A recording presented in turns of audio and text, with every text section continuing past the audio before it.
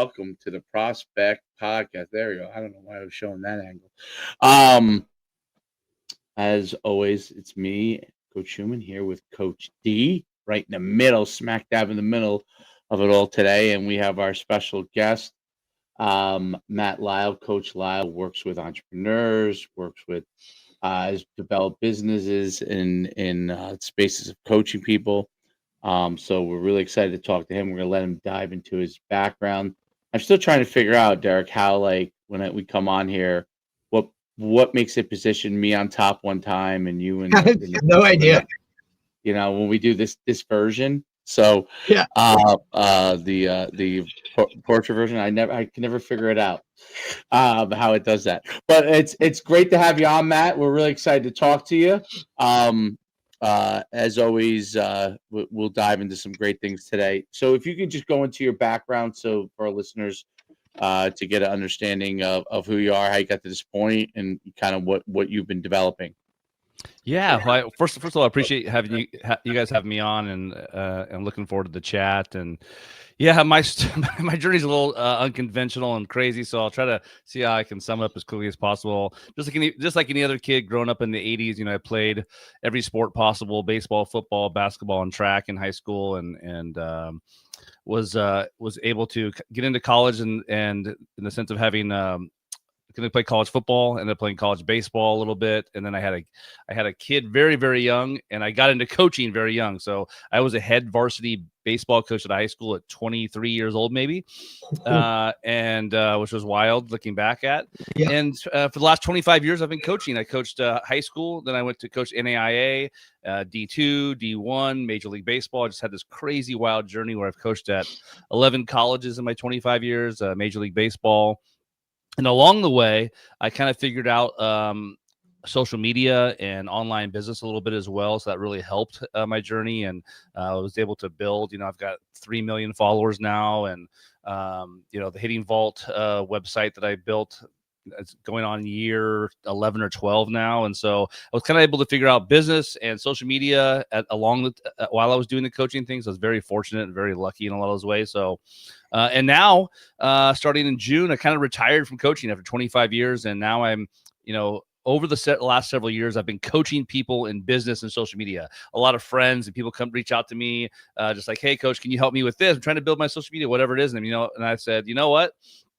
I'm going to stop coaching 80 hours a week and maybe actually spend time with my family. And I transitioned into doing more social media coaching and business coaching.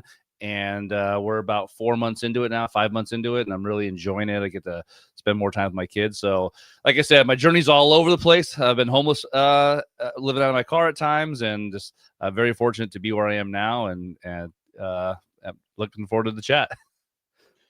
No doubt, that's quite an adventure. And you were coaching baseball and softball, or yeah. So most of my career, I think my first 10, 11, 12 years, I coached baseball only, and never considered coaching softball. And then it was funny. I think everyone knows this in the coaching world. It's like if you're trying to make a living doing it, you're trying everything you can and doing lessons and camps, and you're doing whatever you can to make it work, right?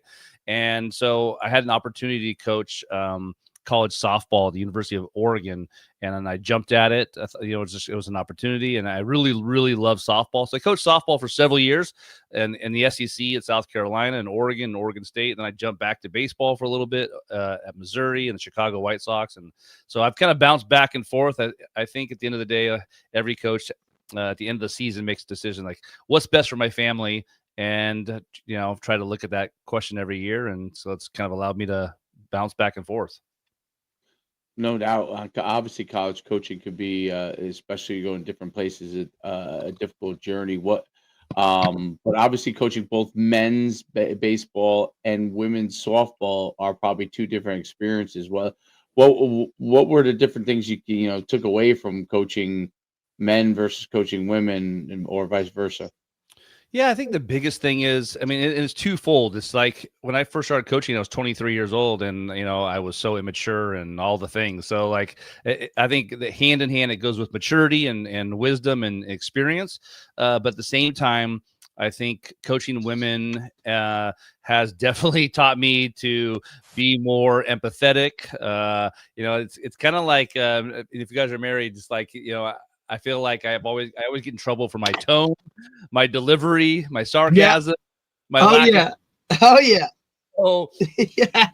Absolutely.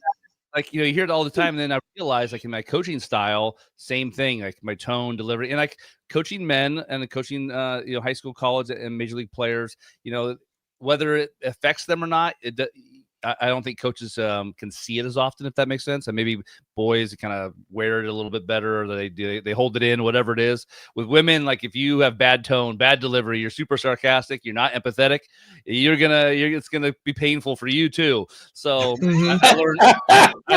Well put. So I learned. That was well stated. Well stated. Yeah.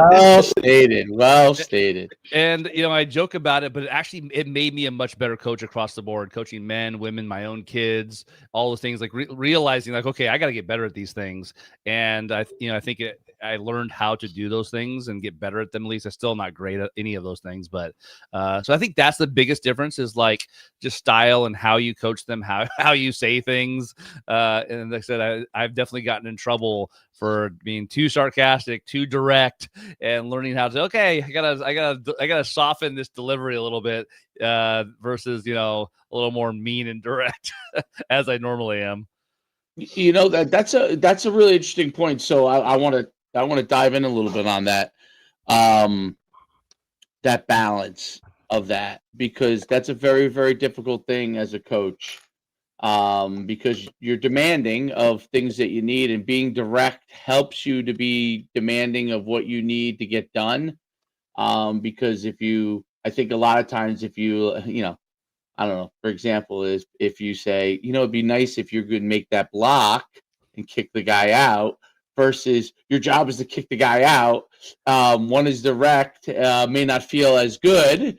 The other one definitely feels good, but they're not listening to it, right? And so there's a balancing act of that. And then having coached women's, and Derek coaches, I think, women's flag now, besides regular tackle football, and I've coached women's track years ago. Obviously, how we address that with men and versus women, or girls versus boys, are two different things, because girls, you might get a little bit more done by explaining to them how they should kick that block out, right? Versus if you do that with boys, the first time they didn't even listen to you, and you're running it a second time because they didn't listen to you the first time because you said it so kindly to them. So it's really a balancing act. And then obviously, if you go too far with boys, obviously then they think that you're picking on them. So it is a balancing act. Talk about how you kind of learn to handle that, and what the balancing act looks like. Yeah, so I mean, it really looks different for every role. So, for example, like a head coach, it's much more difficult for a head coach, because a head coach of a team, especially if it's a large program like football or something, it's just more difficult because they need to be more direct. We're trying to get these things done, and so the assistant coaches really have to take on that role really well. But in general, I would say that the best way to approach it, what I have learned, is that, and you guys know this too, is that every kid is different. Every single, so like, for me personally, I had coaches that cussed me out and got in my face, and they were all over me, and it did not bother me one bit. It did not. I didn't even blink. It never bothered me at all, right? And I think I coach athletes like that now, who, like, they don't mind being direct. They've been coached by tough male coaches through travel ball or whatever it is, and like it doesn't bother them, for example, to be really demanding. And I think so. I think it's really, really individualized. And 20 years ago, we wouldn't have conversations like this, even 10 years ago, I feel like. But now it really is like, okay, hey, Julie needs to be coached this way. She likes it to be direct, and she's not going to get mad. And Jenny over here, you're going to have to really, soften the delivery, or it's going to, she's not going to take it well. And so I think, as coaches in 2025 and beyond, I think we just have to be really good at doing that and discerning that. and be able to figure that out. And like I said, it kind of depends on your role. Like in football, I know you got like defensive back coaches, running back coaches. I think in those guys can do a better job of those things. But I think again, it is difficult as a head coach of a team to be able to do that, because running the program, you've got to be a little bit more direct in the sense of how we're executing things, and you don't get to spend as much one-on-one time with their athletes as much as assistant coaches do, and the relationships are a little bit different. So it is a balancing act. I would just say what I have done, really trying to be intentional about, is just really making it about relationship, learning as much as I can about that athlete, because it's funny. I have some coach friends at the college level, and their response to that would be, "Oh, they need to just adapt. This is how I run my program, all these things." And I'm like, okay, cool. But I'll tell you right now, in my experience, if you can do that and it helps the athlete perform better, and now every athlete performs a little bit better, these equal wins and these equal championships. So it's not just about, catering to the softer players and the softer generation, whatever the things are. It really is about like, hey, I want to win. I want this athlete to perform the best they possibly can. And so if that helps them do that, I am all for it. And I want that relationship, so that when I'm 10 years down the road, they go, "Oh man, Coach Lyle really had an impact on my life." Not, "Man, that guy was a total jerk to me." And so again, there's a lot of things in play there. No, there's no doubt about it. And figuring out which buttons to push is a big deal. And also, if you get on kids, girls or boys, at the end of practice, or when you get an opportunity to talk to them, it's important to explain away some of the things that went on in practice, because it helps them understand. The hardest thing for, I think, kids and even college kids, right, is they don't always understand exactly why you got on them, or why you, even though in the moment as a coach you feel like you're explaining this, what you're trying to get done. Sometimes it takes just a minute of explanation after, be like, "Hey, listen, this is what we're trying to get accomplished here. This is what we want you to do. I care about you guys, or I'm trying to take you from this level to this level, and I think this is what can get you there." Those explanations, I think, make a difference in today's kid. Yeah, I agree with you. I mean, definitely when I played, which is a long time ago, I don't think a lot of explanations were made, but just demands were given, and I learned to adapt to that. But as far as players today, I don't think they're as easily adaptable to that, and it helps them. They still want to succeed. They still want to be the best they can be. You just have to figure out what that roadmap is to get them there. And if you don't, if you're on them and you don't see it, and then you got to talk to them, explain it. And then some kids, maybe you do have to talk to differently, even boys. And then sometimes you have to. Yep. Sometimes you have to pull it out where I've got to pull it out of you. Like, it's got to be pulled out of you. It's like it's hiding in there somewhere, and we've got to pull that out, and then when they do pull it out, they realize, oh, there it is. That's the ability that I do have. And then they realize, the next time you don't have to go to that level, because if they're able, once they discover, that's the other thing. I'm curious your thoughts on that. How can they discover their ability, like where they can go, the level they can go to? That's hard for kids, and obviously college. You're trying to squeeze every ounce, right? Yeah. I would say the biggest thing is, like, you can be demanding. You can be like a very demanding, high expectations coach, and still talk soft and be fun loving and those things. You don't have to choose those two things. And so I'm always trying to I think about when I coached softball at Fresno State, and we ended up being in the top 10 in the country, but right before COVID hit, unfortunately. And I remember early in the season, some of the players complained about how hard batting practice was. And the constraints in practice that I had set up had been really difficult for a couple of days. And they were complaining. And I said, "Hey, listen, like I'm making this really hard so that in practice, it's going to be easier." I also wasn't like demeaning them while they were doing that, if that makes sense. I wasn't like getting upset with them because of their failures. And so I think we can create situations or drills or things that's like, hey, we've got a 2-minute drill. We have to score X amount of touchdowns this time, or we got to score X amount of layups in 60 seconds. Like, it can be really difficult and challenging. And to the point of failure, and we can figure out ways to continue to push them to succeed that without like chewing them out, or without just, I got to make it easy on them to make them happy. Like I think there's a big difference between coaches going, well, I'm going to hit softer ground balls, I'm going to go easy on them, and I think that's not what we're talking about. I think it's really about figuring out how can I be really demanding, very high expectations, hold them to a high standard. So when they don't do something well, it's like, hey, this was the expectation, you didn't do it. Let's figure out how to get you there, versus like you suck or you can't get it done, or vice versa. I think coaches on the other end go like, well, we want everyone to be happy, so let's lower the expectation. Let's make this drill easier. And it's like, no. Like this is the expectation that we're setting, and we're going to hold them to that. And it can be hard, but I think it's doable, and I think it can be done the right way. No doubt. I mean, if you want to make your dreams come true, you gotta be willing to push beyond your limits that you think you're at. So it's important for those things to be able to happen.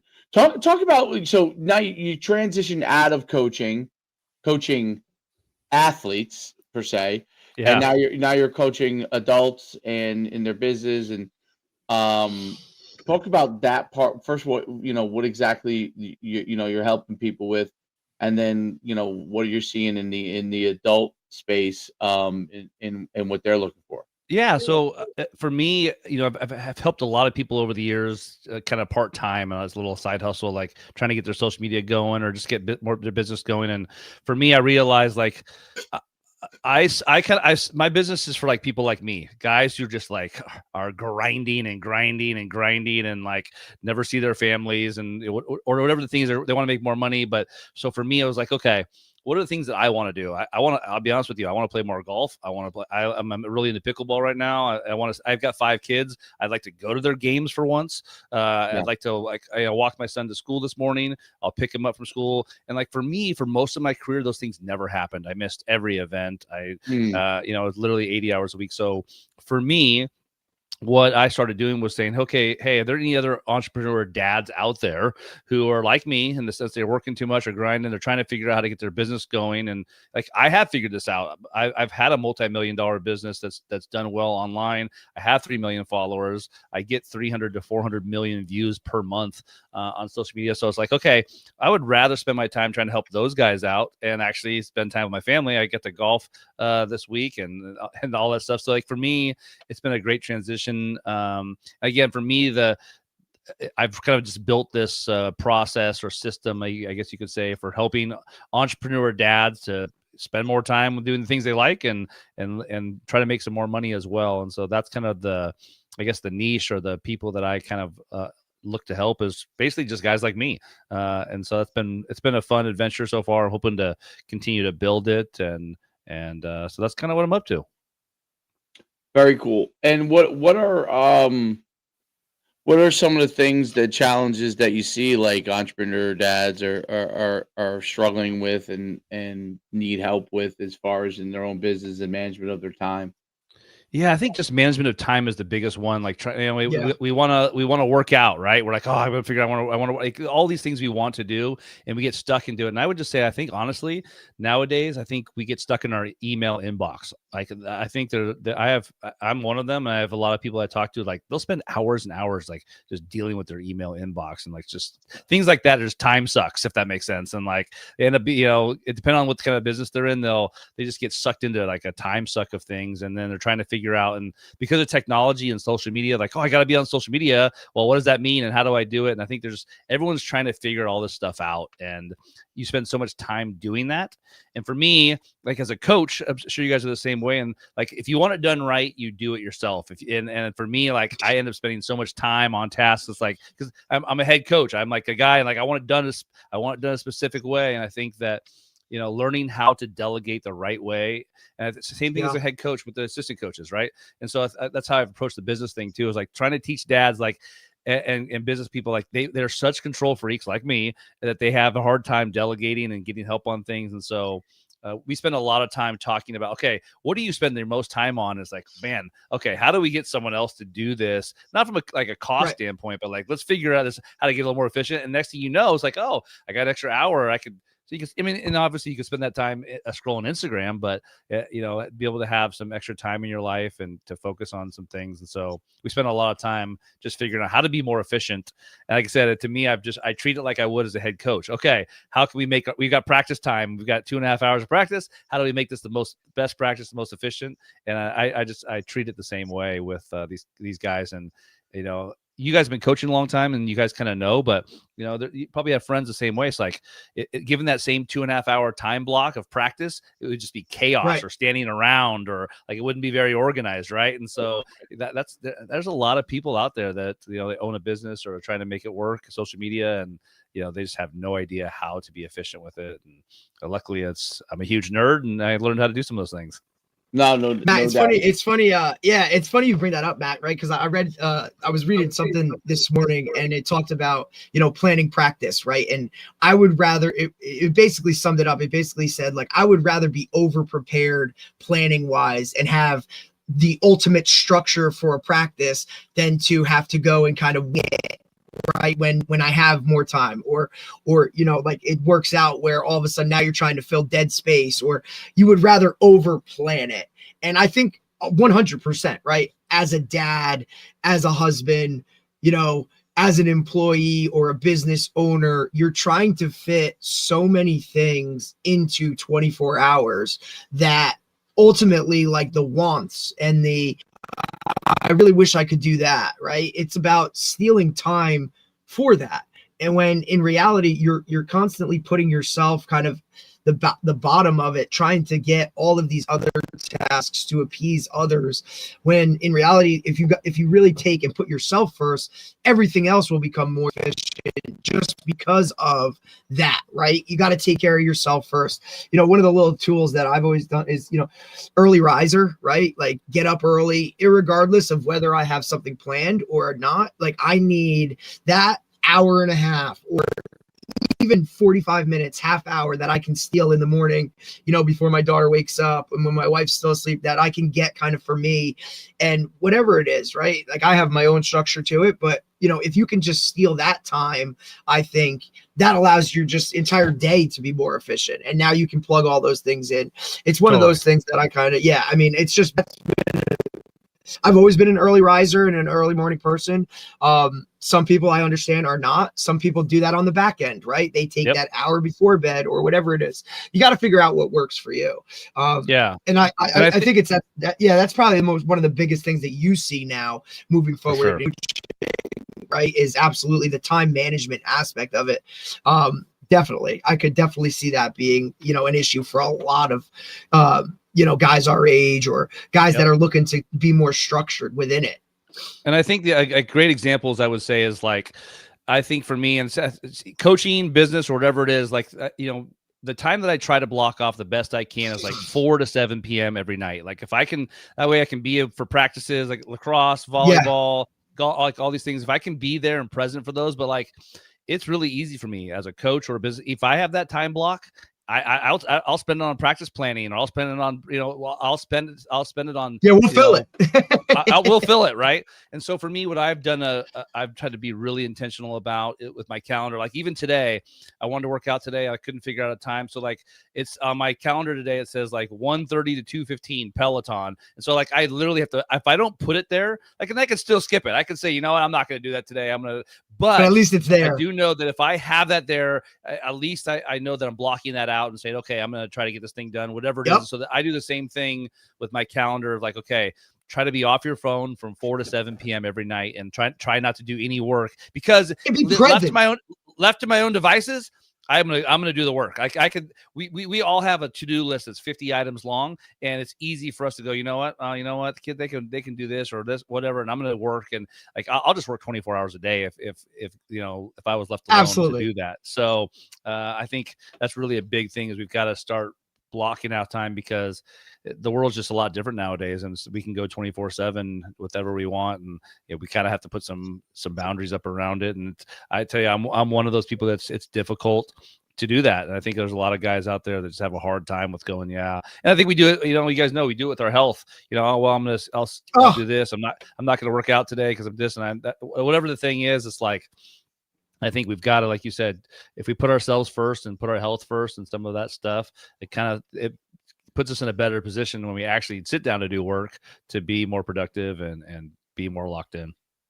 And I think it's one of those things that like literally write it down, right? Like I always tell Yeah. my players, like there is a difference between just saying something and then actually putting it like down on paper. I'm an old school pen and paper guy. Like I write down my players make, they're always over me because I'm always carrying around note cards with whatever. I always have a pen hanging from my, my hat, or it's off my whistle. And, it's just, to me, when you write it down, it becomes real, right? And that's kind of one of the things I was taught in college and in younger and growing things. Like, hey, if you want to make something actually happen, then you got to put it on paper, and it's got to be visible to you so you can see it every single day, that it's literally hitting you in the face, and you got to do it and you got to achieve. Now, look, it might happen, it might not, but at least I know I'm already starting it, seeing it visible, write it down. And now to me, it becomes more reality.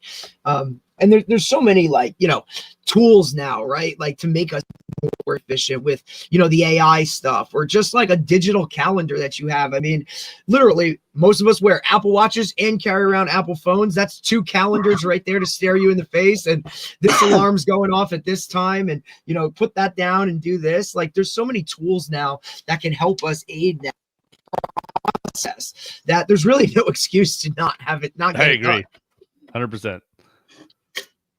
No, there's no doubt about it. What do you so when you help young entrepreneurs, do you advise them to be as involved in their families as possible? Do the work-life balance is a big issue for them?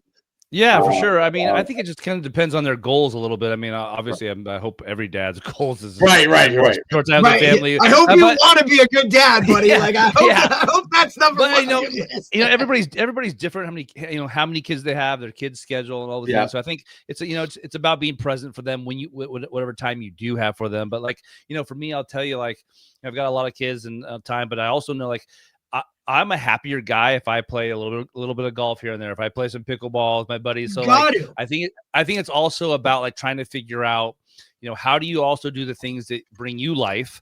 And I think for a lot of us men who have families and kids, and life is crazy. And like I said, for coaching, for me, I haven't had a hobby in 20 years. I mean, I think about what do you do for fun? I'm like, I coach. This is what my whole identity is in coaching. And I do nothing else. I don't play poker with my friends. I don't do it. So for me, especially now, I've played more golf and pickleball in the last 6 months than I have in the last 25 years. And I think for me, it's awesome. I said, it's deciding what do you love to do? And so I honestly, I kind of sat down at the end of the last year, I'm getting older, and okay, these last X amount of years, what do you want to be about? I'm like, I love to travel. I love to eat. I have no problem owning that. And I love to play golf. I love to play pickleball. It's how do I do more of these things? And I think for me, do I choose Netflix and scroll in my phone, or can I choose these other things that bring me life? And I just had to make a decision. I was like, okay, how do I do more of these things? How do I see my kids play more games? How do I helped coach fall ball, baseball this year for 3rd grade fall ball. And so how do I be more present for that type of stuff? All of those things. And I think for me, it's just if I don't really be intentional about it, it's easy for me to go I'm not going to do that. I'm not going to do that. You know what? I'm not going to play pickleball tonight with my buddies. And I'm a guy who loves to grind and work. So I will just keep grinding and keep working. And next thing you know, you're retired and old, and you're like, oh, I wish I would have done all those things. So I just kind of made the decision. I'm not going to choose grinding over things that I love for the next, however many 40 more years, hopefully I get to get. No doubt about it. Yeah, I guess you come to those revelations, especially as you get older. And obviously, like you said at the beginning, that you had a child when you were young, right? So that probably forced you to take on certain responsibilities really early on. And now you're after you started to figure it out, you had to figure it out on the fly then, right? Yep. And now you kind of taking what you've learned from that experience with your other children, and as they grow and develop. As far as your business, so you're helping people build their social media platforms, helping them grow their social media platforms. What are some of the tools of the trade that you've learned that helped you build yours that you think can help others build theirs? Yeah, I think the biggest thing is just learning, like, what is it what is it that you're really good at, and what is it that, like, are you good at creating content? Do you want to write stuff? Do you want, I think there's so many tools for ideas. You guys know, like, ChatGPT and all these AI tools Yep. they can at least give you ideas. Like, okay, I'm trying to, I own this car business. Give me some ideas on how to do X, Y, or Z, or again, things like not just content, but like scheduling. I'll tell you, like, all of my social media posts are scheduled out months in advance. And so for me, I create the content. I use a scheduler called Smarter Q, and there's so many others out there, like Later and Hootsuite and all of these things everyone uses. And just, again, trying to find the tools that can help you be more efficient, help you get the job done, so you're not doing them like all manually. If so for me, it's really about learning what those tools are and scheduling out the posts, things like that, and just, again, carving out the time. Like for me, I do a lot of brand deals with companies. It's like, okay, tomorrow for 1 hour, I'm going to focus on filming. And I think, like, again, I have learned that if I put a block of this time of executing this thing and not just be like, well, I've got 3-hour window for work tomorrow, and it's not really organized, it's not going to get done as well, and things like that. So I think just teaching a lot of guys just how to be able to execute, the ideas they have. I talk to people all the time, like, I want to do, my dad owns an e-bike rental shop in South Lake Tahoe. And it's funny watching him, learn business, he's only owned it for a few years, and, he's trying to learn AI, he's trying to learn social media and things like that. And Yeah. it's amazing to me, just the learning curve and things like that, and how many tools are out there to help us with those things. And I try to look for every tool possible that could help me. And that's what I kind of try to point people to, is like, what's the right tool to use? What are you good at? And what are you not good at? And don't spend less time on the things you aren't good at. And I think we get stuck in that. I get stuck in that a lot too. Like, I want to be better at something, I'm terrible at this. And next thing you know, 8 hours into it, you're like, okay, I should have had someone else do this. Yeah, that's an important part, especially with, like, when you're posting and you're putting together content. What's your approach to putting together content for yourself, and how you want it to communicate out, through your channels? Like, do you put together a certain number of pieces? Do you do a lot of video? Do you do a lot of picture? What do you? Yeah, it honestly, thanks to the algorithm, it changes, I feel like, every week. Yeah. It really depends. I think, for me, the first couple years doing social media, I got to 1 million followers really quick, like 2012, 13, 14, somewhere in there. It went really fast. And my approach to social media 15 years ago and today is the same.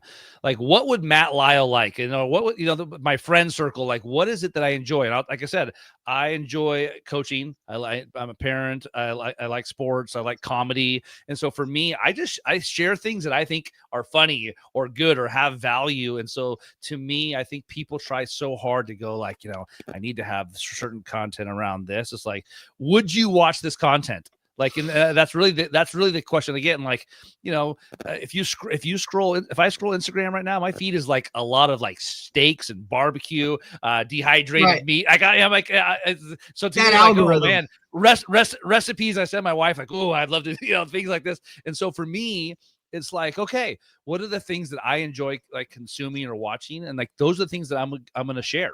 And those are things I'm going to post. And if they can relate to what I'm doing, my business or things like that, I'm going to find ways to do that. And I think people just get caught up too much in, like, oh, what should I post? And I think about your guys' podcast, or if I had a podcast, it's like, okay, it's pretty simple. I've got this long format. I've got 40 minutes or whatever the time is, and I'm going to cut it into all these 90-second clips and 30-second clips, and I'm going to use all those and cut them all up. And I think, there's all kinds of things that, to me, you can find ways to create content without having to overthink it. And I think nowadays with AI and ChatGPT and Claude, that's like, okay, here's my business, give me some ideas. And I think we can kind of take those ideas and turn them into our own. And that's how I would approach it. Yeah, it's always a challenge for people to post content And the algorithms are always a challenge because they're always constantly moving. But if you're posting genuine content that you think can help others, it has a chance for success. You make it sound so simple. Like I've had a lot of success with, I've got millions of followers too, but it's a lot of people struggle with it. So a lot of people struggle with uh starting out. I think it's just start putting, it's just execution, period. Yeah, it's execution. Yes. But once you get some level of execution, and because I have people all the time that ask, like, how did you do it? I said, I'm how did you build it? How did you grow it? Yeah. What steps did you take when you started? What was the first thing? Like, people want that textbook of here's how to do it, and it's going to work for you. Yeah. But there isn't. I'll tell you, you guys know this. Social media is so different than I tell people I got very lucky. Like, if I was trying to start now, I don't think I could get to 3 million followers. Right. But I will say, there just wasn't that massive people that were kind of even approaching it that way. Now you have, you literally have, middle school, high school kids. Like, what do you want to be when you grow up? I want to be a content creator. Like, oh yeah. Dude, like, what are we talking? Like, that wasn't, you know what I'm saying? Like, that wasn't anywhere in the realm. Exactly. And sometimes I have to ask my players, because I run our social media, content stuff for our team. And I ask the guys, like, hey, how do I do this? Or, hey, what do you think works better if we want to, get this out there? And it's kind of been like a little bit of an open forum with them, because they're in that world every day. They're posted on Instagram or X or their Snapchat or whatever the hell it is. Like, they're more in tune with that world than I am. Not even close. I can go and read stuff and do research and teach myself, basically, but you also want to appeal to what you're working with, right? And I think that's something that Dave does a really good job with his content creation and stuff like that. Is it's never just like a trick pony, right? Like, we hit on so many different things within this podcast, like within the guests we have, the audience that we hit. Like, it's a very wide, broad stream. He does the same thing with his content. Like, he posts stuff that hits this group or that group and then this group. It's never kind of a one-pony thing. And I think that's really benefited, like, to allow him to grow, exponentially, especially within the last couple of years. That's awesome. Yeah. And I think Coach, I think you would know too, like, I was very fortunate in the sense that I got to meet back then, Gary Vee back in 2011. Oh, that's and I've stayed in touch with him. But the conversation we had, he had written a book that had just came out like 2011, and social media was. I saw him speak at that time, 2011. That's awesome. Yeah, he wrote a book called Jab, Jab, Jab, Right Hook. Yep. And that's kind of what got me started. And I reached out to him, and I'll tell you what, like, to this day, if someone was to ask me, like, how do you do it? And like he said, I know you've been asked it a million times. I've been asked it a million times. I would literally tell you, like, that formula to a T is your only shot. Like, jab, jab, jab, right hook, which means like value, value, value, value, ask, value, value, like, just provide value, give away everything for free, give away, like, pour into people and earn that. So for me, the hitting vault has been a huge thing for my family. Like, it's done really well over the last 10 years. But what I did, the way that I did that was 2011, 2012, 2013. I mean, I gave away every hitting secret that I knew, everything that I learned from coaching. And I spent like hours and hours. And I had friends who were like, "What are you doing? Like, this is stupid. What? Like, why are you this? Like, there's no money in social media. There was no money. There was nothing in doing that and building that." And then when I spoke at the National Softball Convention, there's 4,000 coaches there in Vegas in 2014. I launched the Hitting Vault that weekend, and we were as dirt poor as you could possibly be, driving a broken down Elantra. And, I think we sold $35,000 in Hitting Vault memberships the first weekend, and just took off. And it was because because for 3 years, I gave away so much hitting advice and free tips that people trusted me. So that when I said, "Hey guys, here's what I'm doing now," they're like, "Oh, I trust Coach Lyle. This is a good. He's saying this is a good thing. Now I'm going to buy it." And I think everyone puts the cart ahead of the horse in the same thing. They try to market and sell. And it's like, why do I trust you over anybody else? And I think if we can really provide value, and really help people, then I think we can have the conversation of, buy from me, or, whatever the thing is that we're trying to get them to do. There's no doubt about it. Especially with social media content and trying to grow your audience, you have to be willing to post a lot of stuff that you're going to get nothing back on. Yeah. Right. It's literally nothing. So it's important. You have to put your ego aside and just say, hey, I'm gonna put stuff out there. Some of it's gonna stick, some of it's not gonna stick. And when it doesn't stick, you can't get discouraged by it. This is the biggest problem I found with a lot of people when they try to grow something.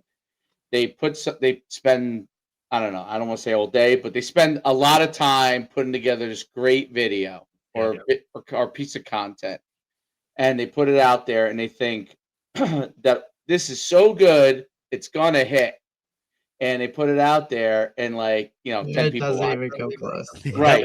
And they put together their masterpiece, and 10 people watched it. And maybe they do it a couple more times, and maybe they have 15 people watching it, but they don't realize that it's not about your masterpiece. It's about you actually continuing to share information and getting that stuff out there and doing it continuously.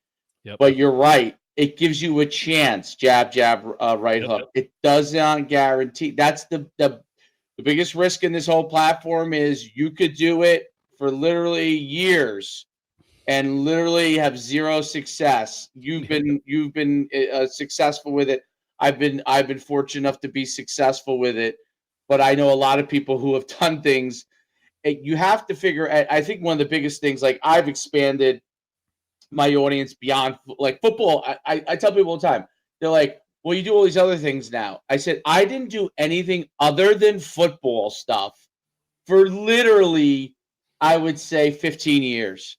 So, and then I started to dabble in leadership stuff, maybe 2018, but it was still football related for the most part.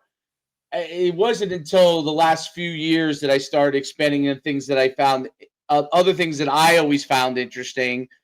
But it was because of the fact that I already built my audience that I had a chance to do it. If you don't build, and I'm curious your thoughts on it, if you don't build into a niche audience and get success there first, it's going to be hard to go to a wider net. Am I correct in that? I mean, your baseball stuff, right? Obviously, would be considered a niche, right? And it allowed you to move into different directions because of your baseball stuff succeeding. Totally. And I think it's more about just like your audience. So if your audience trusts you, you can say, hey guys, I'm doing this thing over here now. If you want to follow along. And so for me, I would say up until 2022, let's say I had 1.5 million followers at that point. When I started doing dad jokes with my brother on the dock, it went from 1.5 to 3 million, and people like the dad joke thing really took off for me. And so for me, 90% of my content now is like dad humor and dad jokes. And, for me, it's on brand because it's who I am. It's who I love to be, 100%. And I think for people who follow me, they know like, oh, hey, I've been following Coach Lyle a long time. He's got 5 kids. He like all of these things, like it makes sense. He loves dad jokes. And so, they still follow me enough for that. And then I still talk about like the conversations we're having today. I still talk about leadership and coaching and all of those things because that's who I am too, a coach and a father and a husband and all these things. So I'm going to talk about all of those things and I'm going to really press into the things that I enjoy. And so for me, I enjoy dad humor and dad jokes. And so I'm going to put up content around that and because of that, I've doubled my following. And who knows what, right now it's more business coaching. Who knows what it's going to be down the road. I'm just going to continue to share things that I love doing and that it's about me. And if people want to follow along with it and enjoy it with me and experience it with me, awesome. If not, like, oh well, let's just keep putting it out there and let's see how it goes. Well, I think you have to have a level of adaptability as well, too, right? Like you might, when you're swinging, like you might be aiming for this audience or this type of content you think is going to go towards this, and then all of a sudden it takes a pivot and it changes, and you got to be willing to kind of like work on the fly like that and make that change. or you can be, hard-headed and stubborn and continue to pound the pavement and say, nope, it's for this, it's that, it's this. There's a level of adaptability that allows you to be more successful when you're like that. That's how I've always, lived. That's how it's, you kind of whatever, you can aim for something and have an ultimate goal, but there's 1,000 ways to get there and be successful with it. And not everybody's journey is going to be the same. And then along the way, things are going to pop up that you're going to have to, deal with or figure out. And like, what are you going to do when that adversity hit? Are you going to put your head in the sand and pout and, do whatever? Or are you going to make that adjustment or go learn something else or tweak it to go a certain type of way? I think that's something that's really big. And, I push on the players that we have in the, in that world of like, look, man, you're going to have to adapt to certain things. And there are going to be times when you don't want to do it and it sucks and it's miserable, but you got to fight and you'll be better on the other side, but that's really hard for especially, like high school guys that I work with to see that short term. Yeah. Well, so I think your dad joke stuff is so great because I've seen it before and I didn't realize that was you until you came on. We're coming on today, and I was like, oh yeah, I've watched quite a bit of it. So and I think it's hilarious, by the way. It is some funny shit. It is funny shit, especially being a dad now. Obviously, it's just so funny. Well, what's so great about it is I think people are not willing to put themselves out there and be who they are. Right. Totally. Yep. And it's funny because I started messing with I'm sure you saw you know what SOAR is, right? The whole I just made a video this morning for my 8-year-old son, Redhead, and of him playing with a baby tiger. And I sent it to my family, and 2 family members texted me, "Oh my God, where did you do this at?" And I'm like, if you think this is real, we're cooked. Like we're in trouble. And so yes, yeah, totally. I'm playing with that stuff with my kids. You're letting your son play with a tiger. Like, what are you doing? Like, have you really lost it? Like, you know what I'm saying? Like we knew you were taking a pivot this time, but now you got him doing this. Like, what do we do? That's amazing. Well, it's funny because being willing to to apply your personality even to that, like. I started posting a bunch of things with like me interviewing like Ben Franklin on the Penn State football job. Yeah. Like, I mean, historical figure. Like I have sit down with Ben Franklin. I'm like, what do you think about the Penn State football opening? He answers questions, and so the guys that play in our football club, Derek's like, the Coach Schumann lose his mind, So the kids are reaching out asking like, "Hey, is Coach Schu lost it? Like, what's going on, dude? Like, he's posted all this stuff." I'm like, people didn't realize my personality had these quirks to it, right? So I think being willing to put your personality, craft things within your personality, I think helps a lot in that area of the business. Do you when you coach people in this area, do you try to dive into who they are, find out what are some of the things you do from that standpoint before you even craft any kind of messaging? Yeah, it's really just asking again, what's the pain point? Like, where are you really struggling with, if that makes sense? And so for me, I try to spend because otherwise it's like, if it's just general business advice or general advice, like, okay, well, maybe that doesn't hit. So let's talk about what is the real issue you're dealing with? Is it time? Is it social media? Is it trying to make more money? Like, what is the actual struggle that we're having right now? Let's just get straight to the point. And same thing I think it's the same thing we deal with coaching or with recruiting. Is okay, what is the actual problem? Let's get right to that, and obviously build systems around that. But I think let's figure out what would be the most helpful thing right now. There's no doubt about it. It's really, really interesting stuff. It's amazing how you get some stuff to hit and it opens up your world, and that's obviously why people want to dive into it and learn from what you're doing.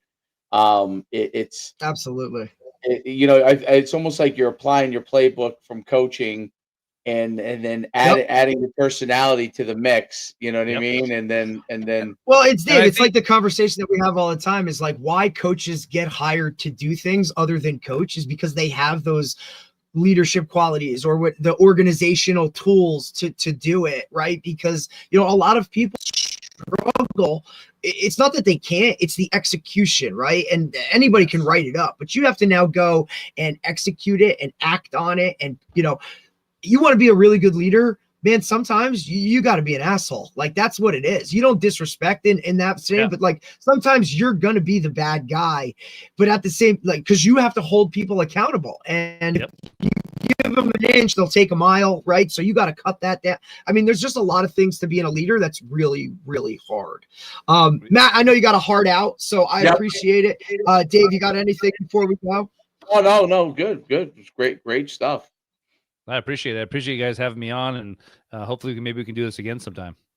That sounds great, Matt. You know, before you go, just let people know kind of what you're doing. Like, you know, plug whatever you need to. Right? So, we usually give our guys like some opportunities at the end here to let guys know, you know, get something out there.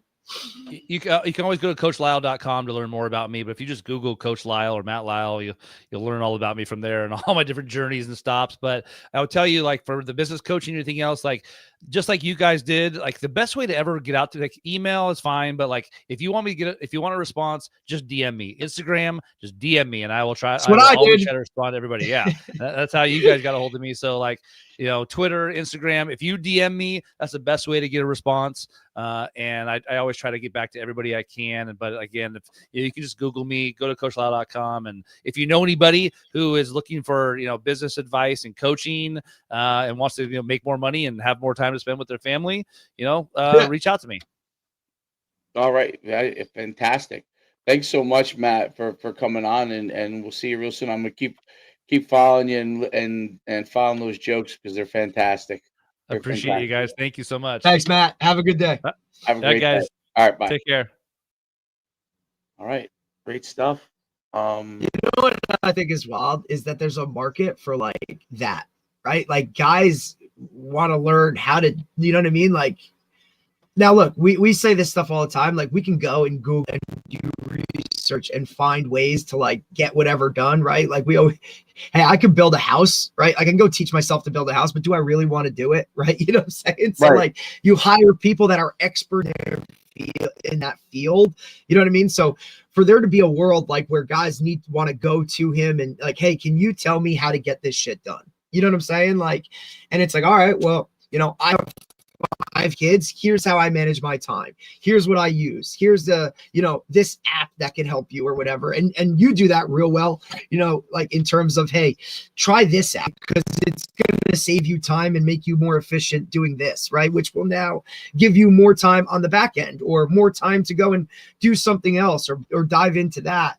You know, that's something I think you well is, you know, manage all of those worlds and so that you're efficient when it comes to, you know, how you break things down. There's no doubt about it. It's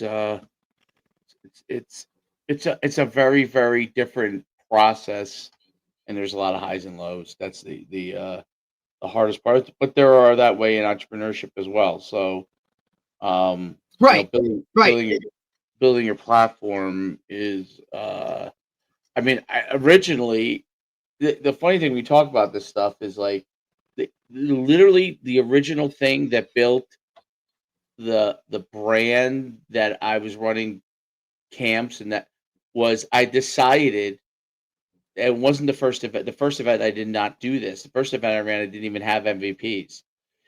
I decided at the second event, you just kind of like rolled it out there and was like, all right, here's all your stuff. Yeah. The second event I ran, which was the next year. Okay. Oh, so you did one event and then a whole year before you did anything else? Yep. So I was trying to figure it out. Right, because you were aiming at being what? You were going to go and be a teacher, correct? Like you were going to go into the teaching world, coaching, like that whole thing? Well, this is after that. I already had my training facility. We thought the event would help us get more people into our training facility. And it did a little bit of that, but really we came back. We're like, this is something that's different. This is not, like we got to do something else. A couple of people. I mean, look, that's literally one of the things we just said was like, hey, you got to be able able to go and pivot, right? Because your thought process was, look, I'll run this showcase, we'll get these times. These guys will now want to go improve those times and come to training facility. And that wasn't you the ran case. it, and it only one or two went a guys total even came different in. direction. Yeah, so only one or two people even came in from that. So it was basically looked at it like a separate thing. And so the next time we ran it, I said, let's give out some MVP awards. And when I gave out MVP awards, the first time I gave up the award, we had a photo person there. And I was just like, I just took a picture with me and the award winners because the parents wanted a picture with me and the award winners. So I just took a picture with me and the award winners. And I was like, I'll just do that at every event. So I did it at every event, every single event. So the second year we did 5 events, so whatever that was. By the third year, people would come up to me after the event, even if they didn't win an award, that wanted to take a picture with me. And I was like, oh my gosh, this was the key to the success of the program, was the fact that I was actually there at each one giving the award. So the whole thing was to blow it out, being at everyone, taking pictures at every single one myself. So so we did that for a couple of years, and then when we made teams, we made every coach that was there who handed the awards out take pictures with them and the award winners. And so that was kind of like the whole theme. Now everybody does it now, and every single person does it now at every event. I don't even do it. I don't even do it anymore because, but it was every single person did it from that point. But it really originated. No organizer of the event took pictures with the award winners before we started doing it. So simple, right? Like that seems like something that like that's an automatic, right? Like everybody would do that, and you wouldn't even. I mean, look, you go to a high school football game now, and there's 15 people outside with cameras. Like, there's no media credentials, dude. Like, it is just like, all right, you're here. You got a camera? Sure, you can go on the sideline and take pictures. Really? Like, wow. It is. Oh, I mean, look, it might just be my place or how it is. So, like, even for my team itself, right off the top of my head, I can think of 3 people that are on our sideline every single game, home, away, taking pictures. Still shot. Like, it's what it is. Oh, wow. Okay. And yeah, I think they do a phenomenal job, right? It's, an older lady that's been around the program for years, like, and she, like, that's awesome. And then there's another younger girl who's a sister of one of our players. Like, she's been doing this. She's out of high school now, and she like does this like a couple times. Like, this is what she does. And then there's another one that's like, so there's like 3 different, and they all like look at it a different way, right? Like, and they all capture it a different way. But irregardless, like that, especially for the social media world, like it is about that, right? Like guys want pictures, and it wants to be put out social media, and it gives you more eyes on your program and more opportunities for these guys. Like, but you would that would be something that would be a staple for everybody, and it really isn't, right? Because especially even like in the setting that you're in, like guys are so focused on, did we get the times, or make sure to do this or that. Like, you still have to like make all that visible, because if you're not there, you don't even know what's going on. You know what I mean? Like, so I'm sure that's taken, like, I just think that's crazy though, that some people like even do that. Yeah, it's and you know what? It's one of those things too. Like, if you replicated that now, it probably wouldn't succeed. When something is the first or the second to do it, of course, then they just copy. It succeeds. I'm saying you have if you're first to do it or second to do it, you have a lot of time because you're first to do it, that people identify you with that and you can succeed. Right. If you are 10th to do it, no one identifies you with it. So right. You're just doing the same thing somebody else did or whatever it is. Right. So that's constant nuance. Like, one of the things that I've tried to do is figure out how I could be first in something Right. And a lot of times it fails, by the way. I mean, I can think of so Of many things course. that I've tried that have failed. Like, I can think of dozens and dozens of things. And then every once in a while, something hits. It's like this. It's It's like like posting. Like you post a video, and it doesn't hit. You post another one, it doesn't. You could post 30 videos, and maybe one of them gets any clout. You know what I'm saying, it's or like whatever the that venture is. capitalists. What venture capitalists do with like if they invested in a business, they might have like 100 businesses that they've invested in, and 99 of them end up failing. But the Right. one that hits is so good that it pays for all the other 99. So and that may not be their exact ratio, maybe it's 1 to 10, I don't know, but whatever it is, but that's their philosophy, right? Well, it's tough in business because some people, if you pour your life into everything and you fail, it's a big problem you financially. But there's ways you can dabble in things and see if there's a level of success and then double down after you start to have that success. And that's the most difficult part, I think, is figuring out what to dabble in and how far do you go to before you either pull the plug or keep rolling, right? I think the biggest thing is you have to pull the plug fairly quickly if you don't feel there's traction. But Right. if you feel But there's how do you traction, know when it's like? How do you know if it's like too soon to pull that? Like, where is that? Like, all right, I'm gonna like, push a little bit more with this, or hey, this ain't gonna work. I'm done. that's a great question. It depends on how much time to money you have to risk, Right. I would Now, does say. it all come back to dollars as well? It could be time. It could be time. It may not be dollars. Some people it's dollars, depending on who you are. In your situation, it could be dollars. Some people it's time. For me, back in the day, it was really time, not Right. money. I didn't Like have when all. you're saying when you were trying to like when you were coaching as well. Like, was that Yeah, it like was what it was? time. Like, what could I spend my time efficiently on?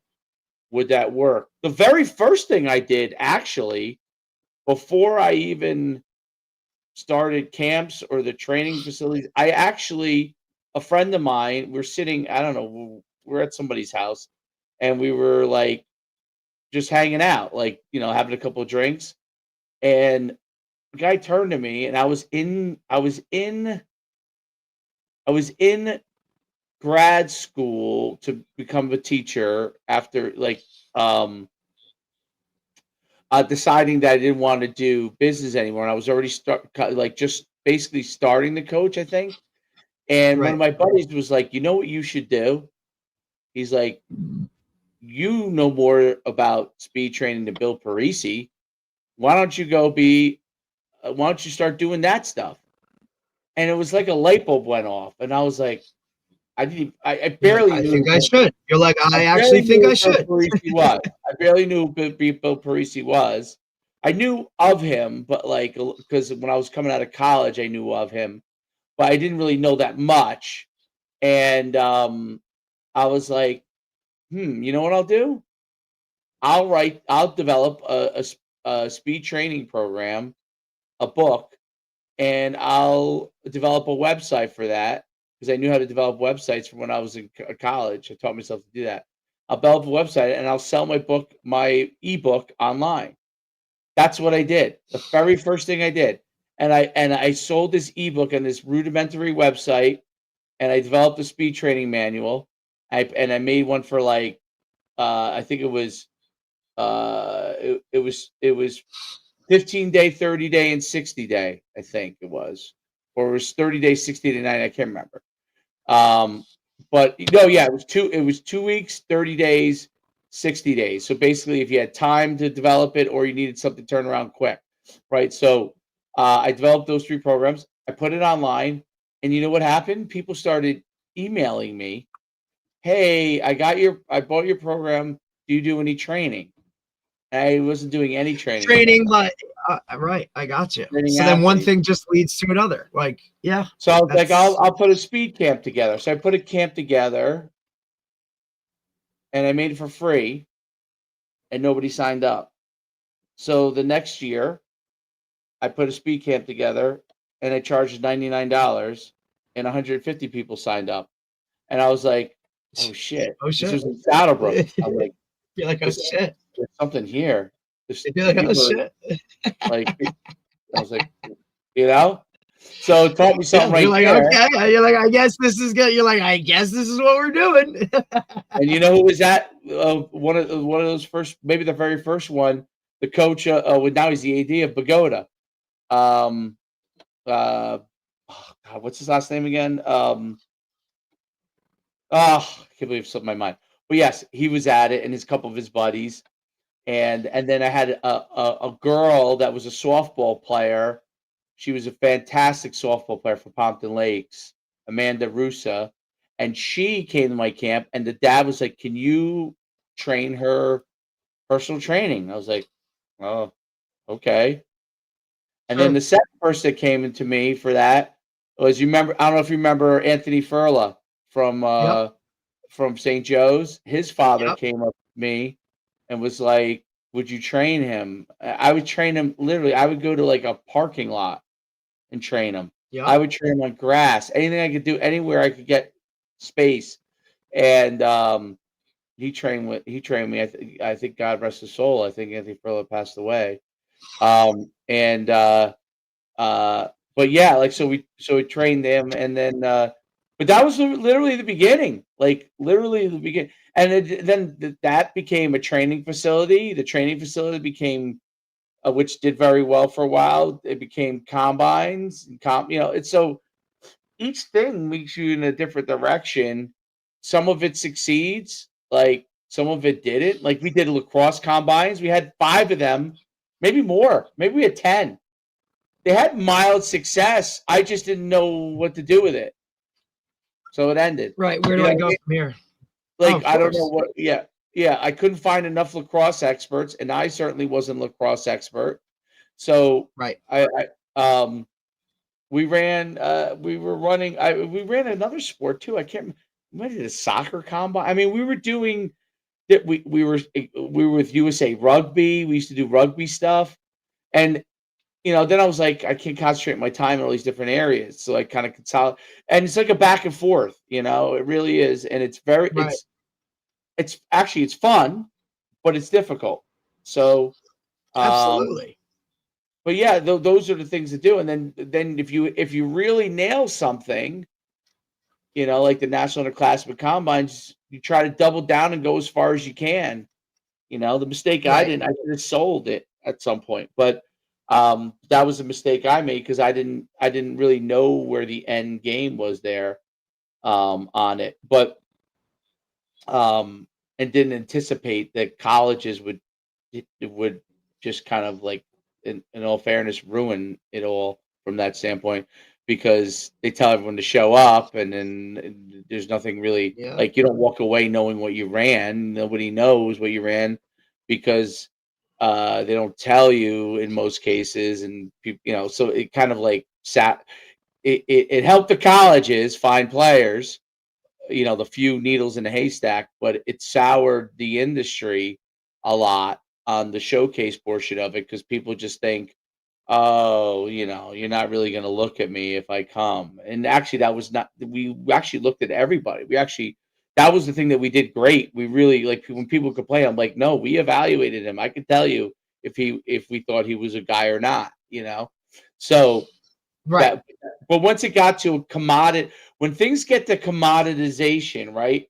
When blowing your nose becomes Kleenex, when Kleenex becomes a commodity, when it was just Kleenex probably killed it, and they're still probably the biggest. But now you could buy tissues anywhere, right? For that. Anywhere. And they call it what? Kleenex. There you go. So you're right. You're 100% right. So people don't know the difference between actual Kleenex brand and, like, the Walmart brand, or because those tissues have become a commodity. When it first came out, there was just Kleenex. That was the only one who did it, and so that's part of it. Branding becomes a big issue. Of course. And if you feel like the foothold of what makes it, you know what I mean? Like, look, you see the McDonald's arch, like, boom, brand, you know what I mean? Starbucks, brand, Dunkin' Donuts, like the branding part. And look at, like, you know, just organizations, right? Like New York Yankees, boom, New York Giant, right? Like that branding aspect when it's, you know, a Nike swoosh, dude. Like, and a brand could be you're ruined, talking, right? So like the Jets being so Oh. bad for so long, it's a terrible So brand now. It's such a bad brand. it's horrific, dude. It's horrific. Right? The Giants have to be careful that they don't ruin their brand. Like if you, I saw it said on football. I saw it said, oh, who said it? Oh, somebody. It was just the other day. They talked about how some of these brands in football, college and pro football, are so bad.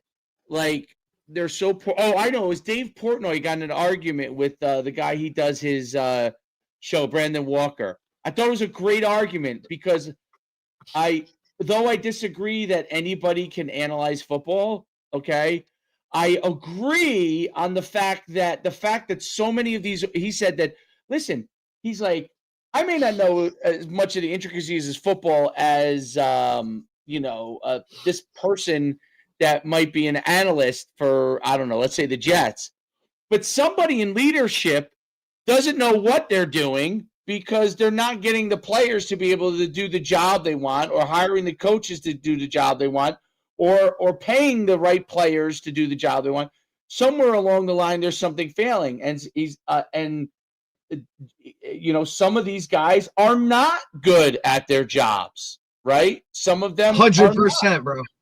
Some of them are not. Now, I'm not saying they weren't good at some point. They probably were. But the Peter Principle applies to everything. You know what the Peter Principle is? What is it? Everybody rises to the level of their failure, their incompetence. So they rise to a certain level, and then they rise maybe one level too far, and they fail there, and they come back to the level of their competence, right? And what happens is some people learn and rise up again, and they do well again. Like I would say Lane Kiffin's that example, right?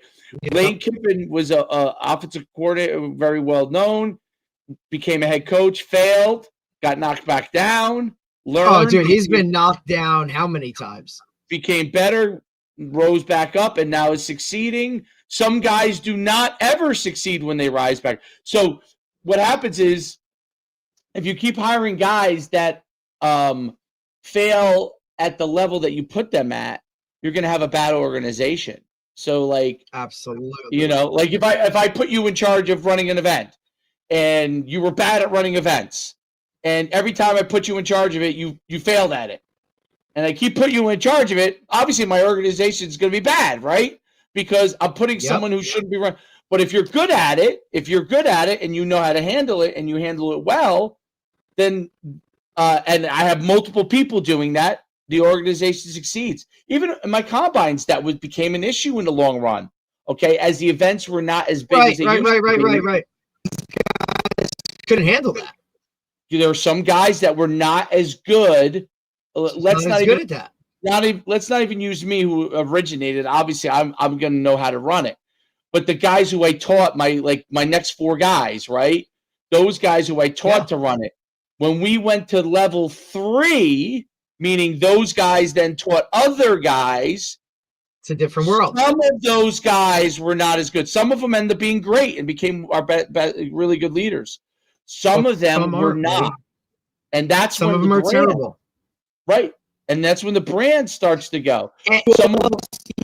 Listen, you see that a lot too with hey, this guy's a really good coordinator, and now all of a sudden you're asking him to go and be a head coach. Some guys aren't good at it, dude. Some guys aren't. Can't handle it. It's just you're hey, go be a coordinator, go be a position coach, and be really successful with that. And the Lane Kiffin was a good example. He failed at the Raiders. He came back down to earth. He learned, and then became a head coach again. But it wasn't until he got with Nick Saban when he failed the second time or third time that he figured it out.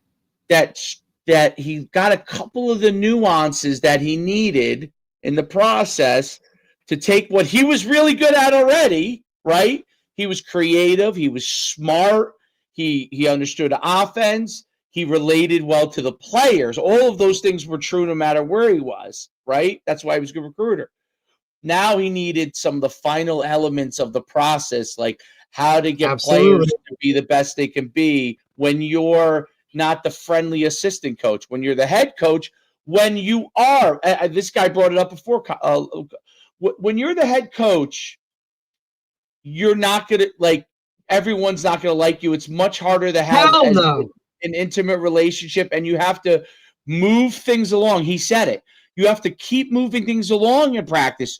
You have to keep keeping other people on task, right? That's your job. Yes, that's your job. The assistant coaches could develop, oh, I coach this running back, and I'm hanging out with him, not just at the field, but in the room, and I get to know him a little bit more. The head coach knows the ins and outs about the player, but he's not going to be able to have as much time. He's got to make sure he keeps that's why you need assistant coaches. That's why you need coordinators, because that's part of their job, is to be able to find out those nuances and help with that. As the head coach's job is overall leadership and to keep guys motivated and on task and doing the things they needed to do. And those are all different roles, and that's a really important.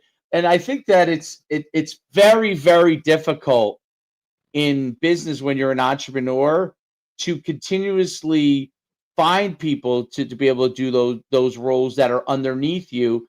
Now, if you get, if you're a software company and you come up with some AI idea and someone grants you $5 million and you could build some of those roles, you can make some more mistakes than other people. But if you run a small business, or you can take more calculated risks, correct? Correct. So it is time and money, going back to your original question, which is a great question. It's time and money. Sometimes money gives you more time. Sometimes if you have the money, you don't give a shit because you just need the time to do what you need to do, right? So damn right. Sometimes having nothing and if living at home, if you're willing to take a risk for some people, is a good thing. It works for you because you have, but you need to be able to invest the time. It's not about the money. It's about taking. No, it's definitely not monetary. Right. So, and then now the harder part is family and kids. You have a family and kids, right? Right. Where does that balance come in? That part's very difficult. Like this guy's been able to do it. I could tell you this, for me, the fact that I did not have a family and kids at the time was, and my father used to always say this, and he doesn't believe, like, not that he doesn't believe in entrepreneur, but like he's kind of more of like a, go get a job guy. And when I decided to do it, his remark, which was kind of like an offhand remark, but to me, because I wanted validation, I guess, was like, I'm doing it. So he said, well, you don't have a wife or kids right now, so right, you might as well do it. And you hear that all the time, right? Like you hear that all the time. Take a shot. Right. And like now's your opportunity, because eventually you're not going to have this window of, look, you can move to Texas, you can go to Washington State, like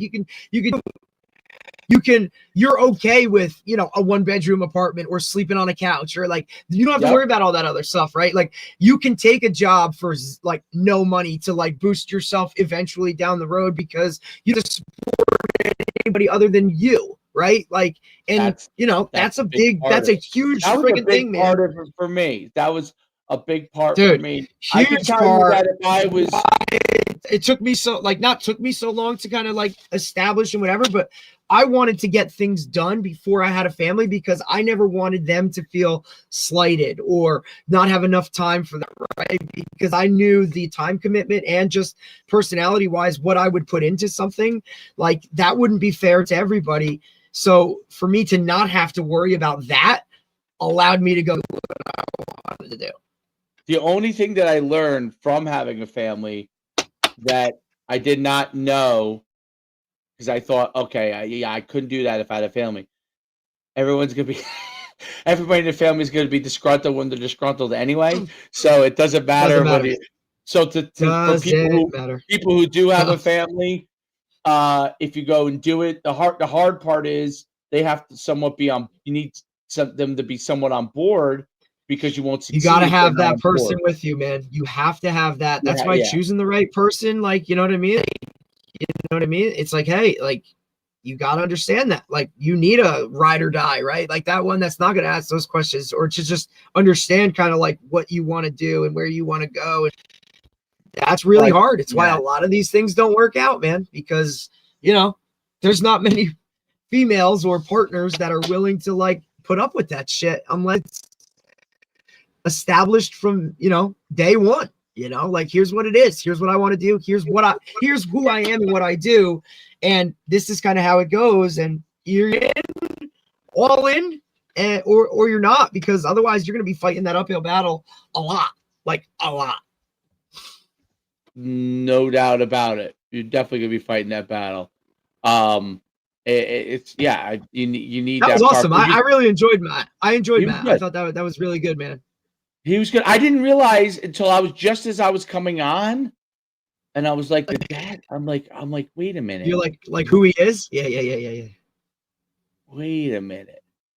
Yeah, it's fun. But it's because you see guys pivoting and doing different things.